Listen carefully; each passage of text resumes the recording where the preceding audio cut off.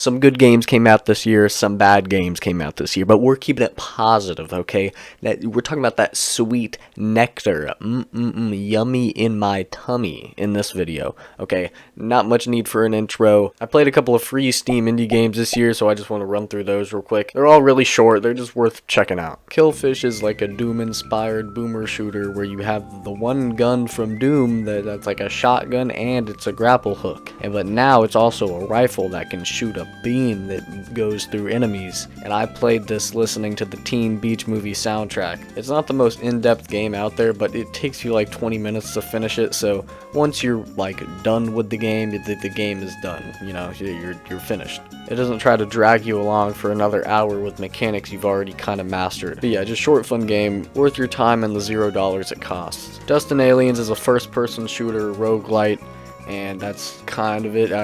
You shoot the bugs and the bugs die, and they give you coins and you can buy upgrades, and that's kind of the game. I mean, there's some cool upgrades, I guess, and it's a satisfying game, I guess, to kill all these waves of bugs, but there's not really much here. It gets repetitive pretty quickly. But again, it's free, it doesn't take too much of your time, just give it a shot if you really want to. I like the drinking animation on the little bug juice bottles things, that's probably my favorite part of the game. Rimhook is like if Killfish didn't have a gun, but it's also better because the movement is way more fleshed out and you can bounce around like a rabbit, and I like bouncing around like a rabbit. I really hope they turn this into a full game because it does end on a cliffhanger, so like I'm assuming, hopefully they turn this into a full game. Like there's so much here, and they could really just expand on it all. The combat's a little simple, I guess, but they don't have enough time in the game to include a bunch of interesting combat stuff. But yeah, paced really well, fun movement, cool concept, probably my favorite out of the three. I'm just gonna quickly run through some games I played this year. Some came out this year, some didn't. I just played them. Chia is fine. I played it for about 3 hours and kind of just gave up.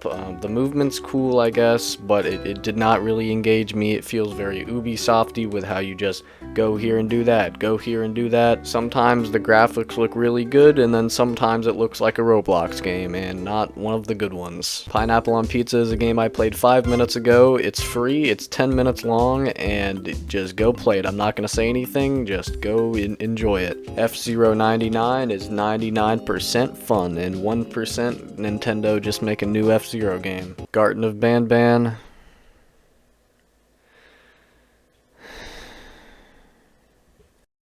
Party Animals was a fun little game. You get tired of it pretty quickly, but it's fun while it lasts. They really need to update it more. I think they've only added like one map since the game came out, and you gotta bump those numbers up. Those are rookie numbers. I played like 10 minutes of Lego Fortnite. It was pretty boring. I played like an hour of Fortnite Festival just for the people I was playing it with, and then I played 0 minutes of Rocket Racing. I don't think this is even real. This is not a real game. I have not heard a single person talk about this game at all. At all. I have not heard it mentioned anywhere. I've not seen gameplay of it. I don't think it exists. Atomic Heart, more like Atomic Fart. This game was fine, I guess. It has one of the best first 30 minutes of any game I've ever played ever, and I'm not even exaggerating that, that's true. But then it just goes straight into the dumpster for like an hour. I think it's like 3 hours actually, and it kind of redeems itself afterwards, but I've already lost so much interest in the game. It didn't need to be open world, the combat's kind of clunky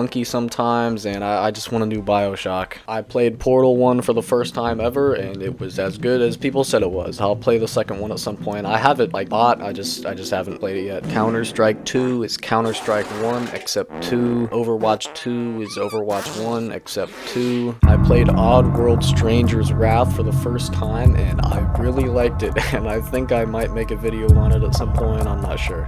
And there's some more games I played this year, but I just don't have time to talk about them. Here are some games I replayed. Here are some multiplayer games that I didn't mention that I played, all for varying amounts of time. And here are some games that probably would have made the list, but I just didn't get to play them. From what I've heard, I would have liked them, but I just didn't play them. Because I have other stuff going on, I have other hobbies, I have a life. Now, we can start the list. List. What is this list? They're potatoes. Unsorted Horror is an anthology horror game where you play 5 different stories, and they're pretty silly.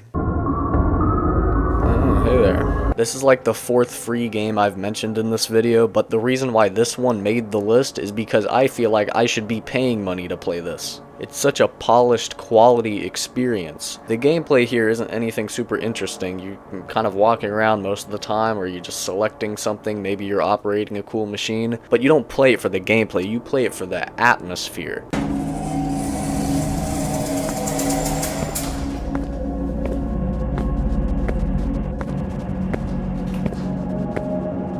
Everything here has such a distinct, grimy feel to it that I've not seen in any other game. And the endings, don't even get me started on the endings. Since these are all pretty short little stories, about like 10 to 15 minutes each, the endings matter, and they really deliver on that. I have a lot more I could say about this game, but I might save it for another video, maybe, I don't know. Here's my rankings for all of the 5 stories. Feel free to pause to look at all that. But even the lowest on there, Control Room Alpha, is still worth your time. All of these are worth your time. They're so unique, so special, and it's free. Just go play them. I need more horror games like this. You'll get your rent when you fix this damn Game. Spider-Man 2 is the Spider-Man 3 of video games, but it really is called Spider-Man 2, except it is the 3rd Spider-Man video game, because if you count the spin-off Spider-Man Miles Morales. Except even though it is Spider-Man 2, it's not Spider-Man 2 because there's no pizza mission from the original Spider-Man 2. And in reality, we're just playing Spider-Man 1, but you can fly now. Yeah, they didn't really change much from the first game, they didn't really innovate much from the first game, but it is more of the first game, and I like the first game. Grandpa Earl mission. I flooped the pig. I made a pretty bad video of this game a while ago, but don't let that deter you from playing this game. This is a really fun, fast-paced, creative shooter, and I think we need more of those. Each person starts out with a little weapon, and the cards just build off from there. All cards are entirely different from one another. There's some simple cards like just move faster, faster reload speed, but then there's also a card that nukes the entire map, and I think that's pretty cool. It's a very fast game, it's a very hectic game, it has its own distinct style, and I think some AAA studios would learn a lot from this game.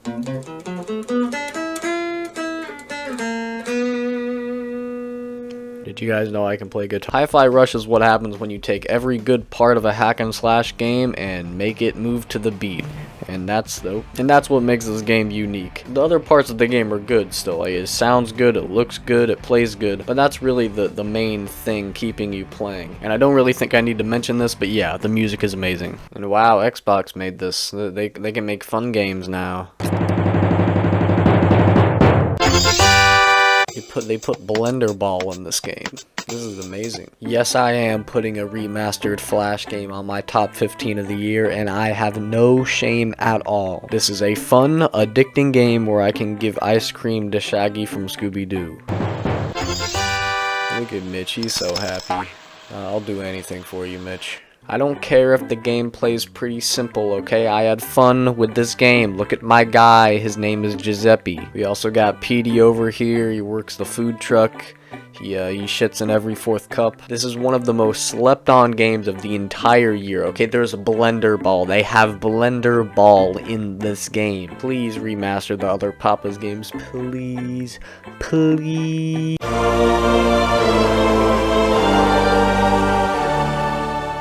When I was playing this game, I was like, whoa. This is a Switch game. This game looks amazing, and it's also running at 60 FPS.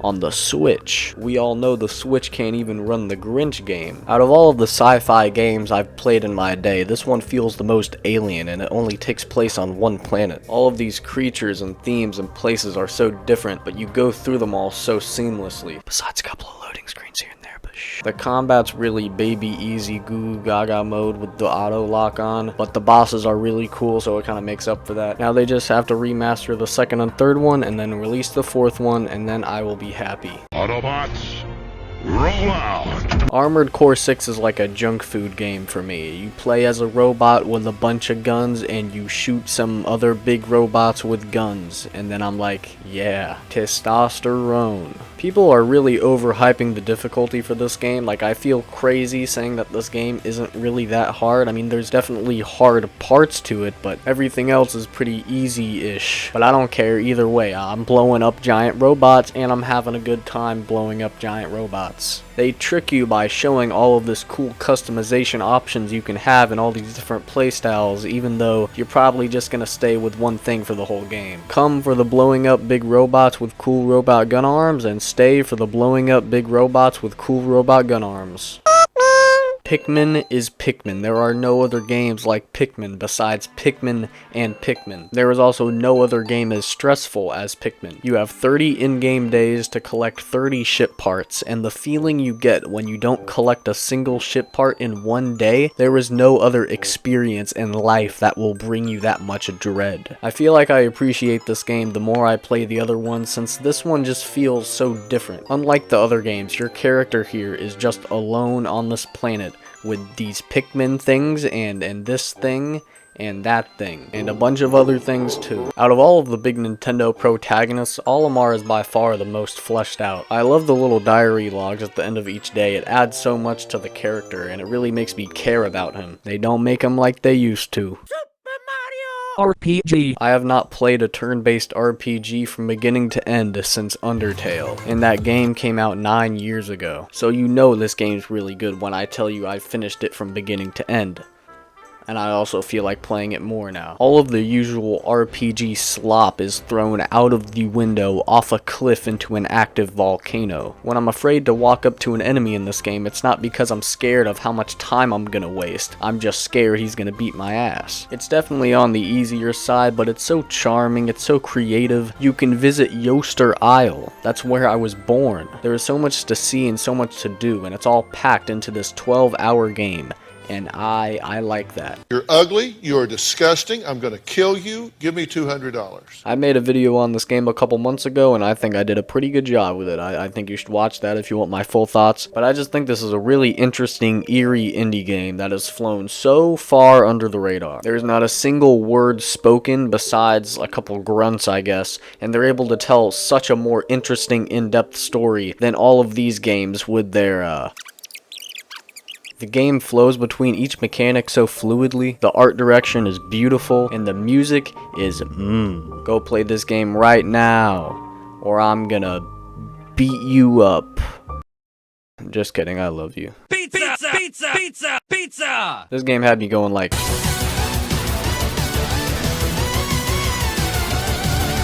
And I like that. This game is like a bajillion mechanics, and then it throws you around at like a bajillion miles per hour, and Mort the Chicken makes his grand return to the video game industry. 4.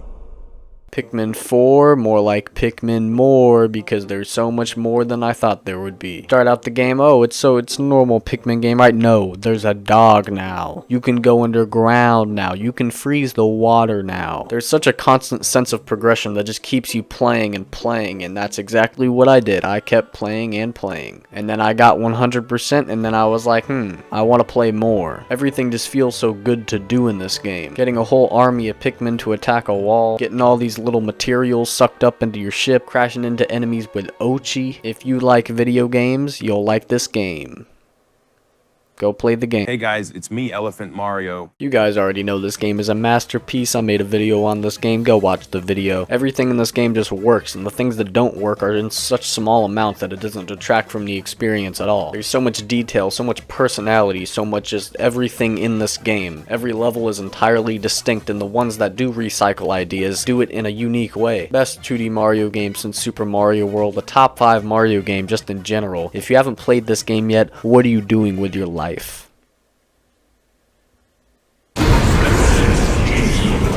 In Resident Evil 4, I saw a zombie guy holding a stick of dynamite, and he was about to throw it at me, and I was like, it would be cool if I shot the dynamite and it exploded, right? So then I shot the dynamite and it exploded. Everything in this game is interactable, which makes for some really unpredictable combat scenarios. See that lamp above that cow? Now watch this. Kill me for the repairs later. Look at this bell here. I'm gonna hit this bell, which is gonna distract the big guys, and then I'm gonna sneak around and shoot them in the back with a shotgun.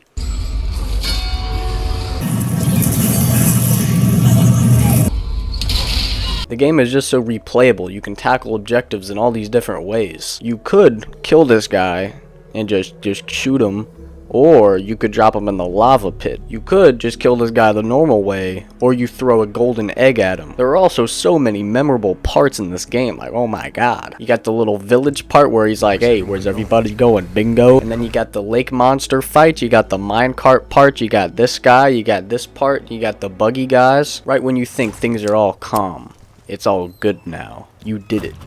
It just throws another thing at you and you're like, wow! Best survival horror game I've ever played.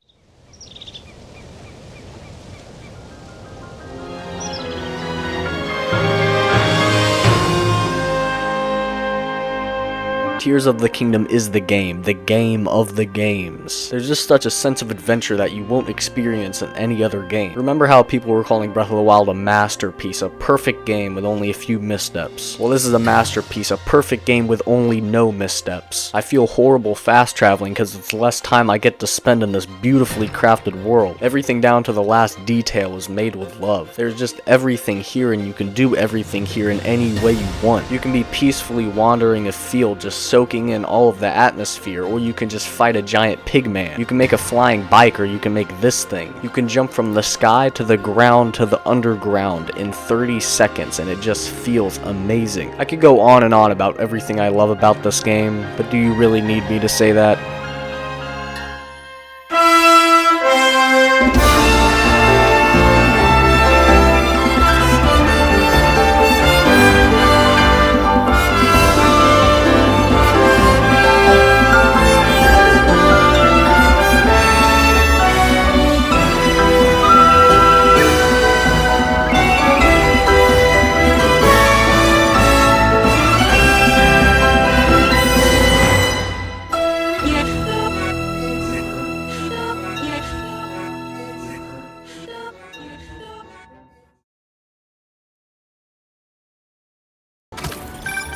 New York's always had a thriving underground wrestling scene. Even been to a few shows myself.